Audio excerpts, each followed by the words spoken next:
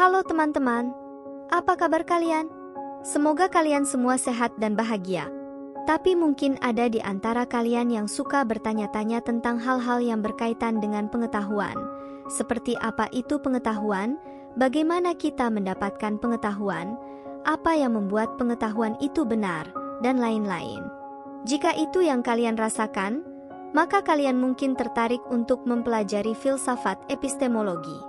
Filsafat epistemologi adalah cabang filsafat yang membahas tentang sifat, sumber, batas, dan kriteria dari pengetahuan, serta hubungan antara pengetahuan dan kebenaran. Dalam video ini, saya akan menjelaskan secara singkat dan jelas tentang apa itu filsafat epistemologi, apa isu-isu utamanya, dan apa manfaatnya. Dengan mengetahui hal-hal ini, kalian akan dapat memahami pengetahuan dengan lebih baik, dan mungkin tertarik untuk mempelajarinya lebih lanjut. Apa itu pengetahuan? Pengetahuan adalah salah satu konsep yang paling penting dan paling sulit dalam filsafat.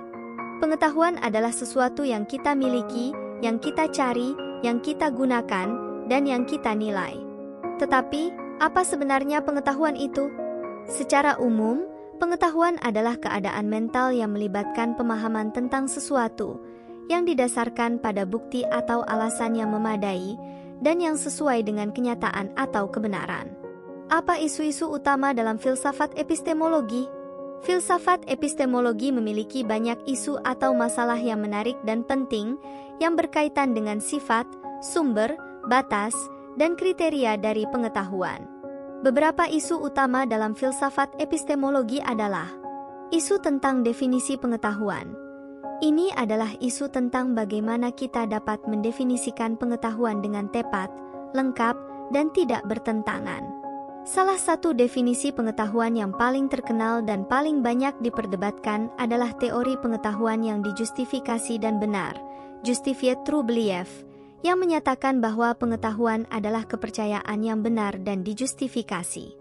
Tetapi, definisi ini memiliki beberapa masalah, seperti masalah Gettier, yang menunjukkan bahwa ada kasus-kasus di mana seseorang memiliki kepercayaan yang benar dan dijustifikasi, tetapi bukan pengetahuan, karena kebenaran dan justifikasinya bersifat kebetulan atau tidak relevan.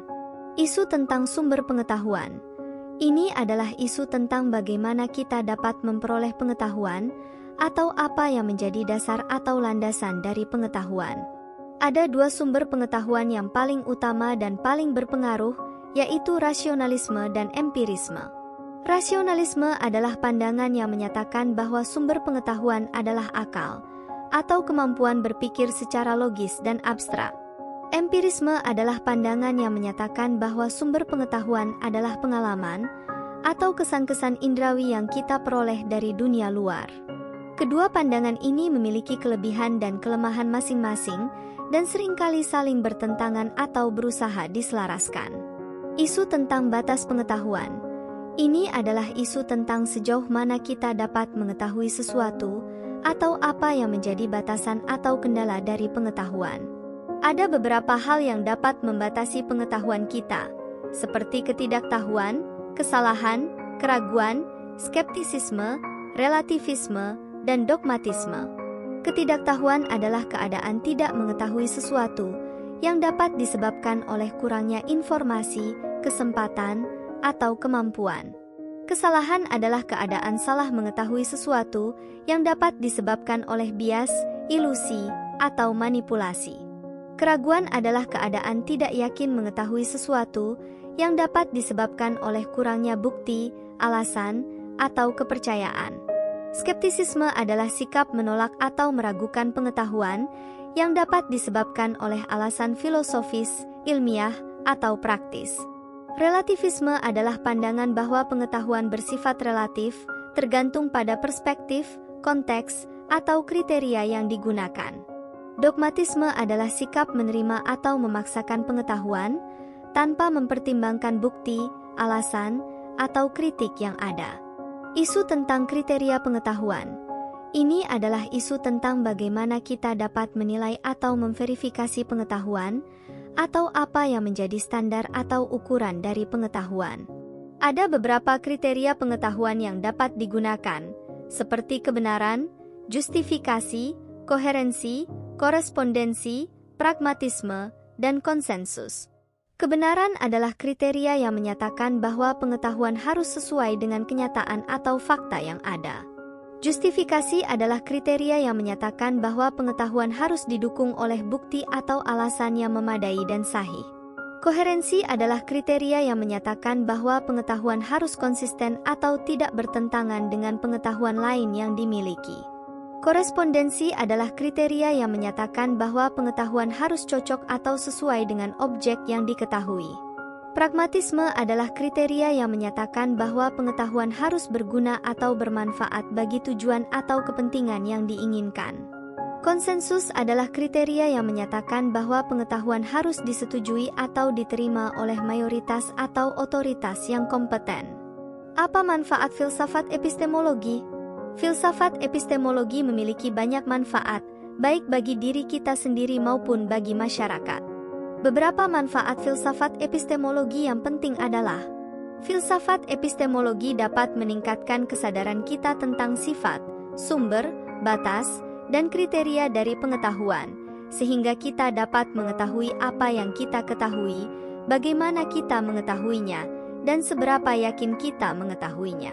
Filsafat epistemologi dapat mengembangkan kemampuan kita dalam berpikir, berbicara, dan menulis, dengan mengajarkan kita cara menggunakan akal, logika, dan kritis, sehingga kita dapat berpikir dengan lebih jernih, berbicara dengan lebih meyakinkan, dan menulis dengan lebih baik.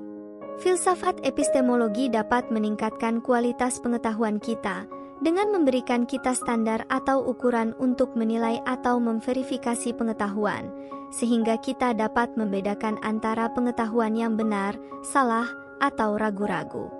Filsafat epistemologi dapat menyumbang kontribusi bagi kemajuan ilmu pengetahuan, seni, dan budaya, dengan memberikan landasan, inspirasi, dan kritik, sehingga kita dapat menciptakan karya-karya yang lebih inovatif, kreatif, dan bermanfaat. Filsafat epistemologi dapat mengembangkan sikap kita dalam menghadapi pengetahuan, dengan mengajarkan kita cara bersikap kritis, skeptis, terbuka, dan toleran, sehingga kita dapat menghargai, menguji, dan memperbaiki pengetahuan kita sendiri dan orang lain. Itulah beberapa manfaat filsafat epistemologi yang dapat saya sampaikan. Saya harap video ini bermanfaat bagi kalian. Jika kalian suka, silakan like, komen, dan subscribe. Jika kalian punya pertanyaan, saran, atau kritik, silakan tulis di kolom komentar. Terima kasih sudah menonton, dan sampai jumpa di video berikutnya.